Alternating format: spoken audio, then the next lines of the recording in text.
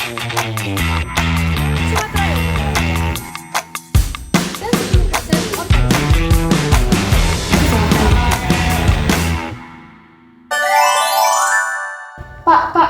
nanam bunga tapi kenapa bunganya mati? Kok bisa? Nggak tahu itu, padahal udah kusiram tiap hari, udah aku kasih pupuknya, tapi tetap mati bunganya. Kau nanam apa rupanya? Nanam bunga mawar, pakai Eh? tanah yang di depan. Pantaslah, itu kan pasir. Emang apa bedanya? Halo teman-teman semuanya, teman-teman pada tahu nggak kenapa tanaman Julina bisa mati? Nah, tanaman Julina bisa mati karena Julina menggunakan pasir sebagai media tanamnya dan tidak menggunakan tanah. Teman-teman udah pada tahu nggak kalau tanah itu punya banyak sekali jenisnya? Nah, sebelum masuk ke penjelasan mengenai jenis-jenis tanah, kita akan mempelajari terlebih dahulu mengenai pedosfer. Pedosfer adalah lapisan tanah yang menutupi seluruh permukaan bumi yang berada di paling atas dari litosfer. Tanah adalah bagian dari lahan yang terbentuk dari bahan-bahan non-organik dan organik. Sedangkan lahan, permukaan daratan yang kaya akan benda-benda padat, gas, dan cair. Komponen-komponen tanah. Komponen tanah terdiri dari bahan mineral yaitu berupa debu, batu, kerakau, kerikil, liat, dan pasir yang mencapai jumlah sebanyak 45% dari jumlah keseluruhan. Air yang fungsinya sebagai pengangkut unsur hara dan tanah yang menuju ke tempat fotosintesis yang mencapai 25% dari jumlah total. Udara sebanyak 25%, organik sebanyak 5%. Organik ini menggunakan bahan yang terdiri dari 80% atas humus, 10% akar, dan 10% organisme. Bentuk awal dari tanah adalah batuan, yaitu batuan beku dan batuan sedimen. Batuan-batuan ini mengalami pelapukan dan akhirnya hancur. Ada beberapa faktor pembentuk dari tanah. Faktor yang pertama adalah organisme. Organisme seperti manusia, hewan, dan mikroorganisme lain yang ada di dalam tanah mempengaruhi pembentukan tanah karena aktivitas mereka yang dapat mengubur tanah serta mengubah lapisan dari tanah tersebut. Oleh karena itu, tanah memiliki kandungan serta tekstur yang berbeda-beda. Faktor yang kedua adalah iklim. Iklim ini merujuk kepada kondisi cuaca. Misalnya seperti di padang gurun, tanahnya itu gersang karena curah hujan serta sinar matahari tinggi. Faktor yang ketiga adalah bahan induk. Bahan induk ini mempengaruhi komposisi kandungan di dalam tanah. Misalnya, tanah yang kaya akan besi pasti dihasilkan dari tanah yang memiliki kandungan besi serta pH yang lebih tinggi dan juga warna yang lebih gelap. Nah, perubahan dari bahan induk ini sendiri dapat terjadi secara tiba atau bisa terjadi secara bertahap dalam waktu yang lama. Faktor yang keempat adalah waktu. Waktu di dalam pembentukan tanah ini merupakan salah satu faktor independen karena waktu di sini dapat mempengaruhi hasil dari tanah itu sendiri. Misalnya, tanah yang kaya akan humus memiliki waktu yang lebih lama atau lebih tua akan lebih bagus dari tanah yang masih muda. Topografi dapat mengalami perubahan dari waktu ke waktu.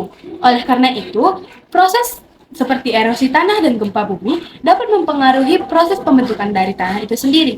Oleh karena itu, dalam pengolahan lahan perlu diperhatikan topografi ini agar tidak terjadi kerusakan dari tanah dan untuk menjaga kesehatan lingkungan. Ada beberapa faktor-faktor yang mempengaruhi kesuburan dari tanah. Yang pertama adalah kandungan mineral. Kandungan mineral dapat membantu menjaga ataupun memperkirakan kemampuan dari tanah dalam mempertahankan unsur hara pada tanaman. Selain itu, penerapan pupuk dan juga pupuk kandang yang tepat dapat membantu menjaga dan meningkatkan kualitas dari tanah. Yang kedua adalah pH tanah.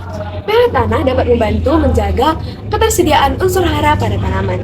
pH dengan kisaran 5-7 merupakan kondisi paling optimal dalam kesuburan tanah. Yang ketiga adalah bahan organik. Bahan organik merupakan sumber dari nitrogen dan juga fosfor yang penting bagi tumbuhan serta berperan penting dalam kesuburan tanah. Yang keempat adalah tekstur tanah ataupun keramahan tanah. Mineral dengan ukuran yang berbeda bertanggung jawab untuk menjaga tekstur ataupun struktur dari tanah. Nah, selain dari empat faktor tersebut, kita juga dapat memperhatikan nutrisi yang terkandung pada tanah. Manfaat tanah adalah memudahkan unsur-unsur hara diserap oleh tanaman. Tanah yang terlalu asam dapat dinaikkan pH-nya dengan menambah kapur. dan tanah yang basah diturunkan pH-nya dengan menambah belerang. Selain itu, tanah dapat mempengaruhi perkembangan mikroorganisme.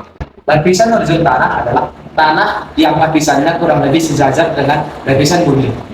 Lapisan horizon tanah terbentuk bersamaan dengan pembentukan tanah. Organic layer atau sering kita sebut sebagai horizon O merupakan lapisan permukaan tanah yang masih terdapat banyak sekali akar dari tanaman serta jasad dari tanah. Lapisan ini berwarna lebih gelap serta memiliki kandungan humus yang lebih banyak. Topsoil atau solo utama horizon A adalah lapisan yang berwarna keabu-abuan dan lebih pucat akibat kandungan mineral yang hanyut bersama air hujan. Horizon B.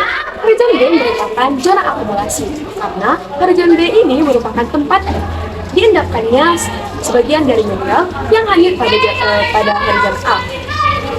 Tanah pada horizon ini biasanya berwarna kuning ataupun coklat merah. Horizon C adalah zona terjadinya pelapukan bahan induk tanah. Horizon R adalah zona terjadinya bahan induk tanah atau aspal asli. Ada banyak sekali jenis-jenis tanah di Indonesia. Yang pertama adalah tanah aluvial.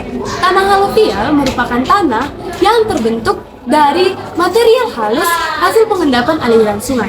Yang kedua adalah tanah andosol. Tanah andosol merupakan tanah yang terbentuk dari abu gunung api. Tanah regosol. Tanah ini berbutir kasar dan berasal dari material gunung api. Sedangkan tanah kapur adalah tanah yang terjadi akibat adanya hasil pelapukan batuan kapur dan sifatnya tidak subur. Tanah litosol merupakan tanah yang terbentuk dari batuan keras yang belum mengalami pelapukan saat sebenarnya.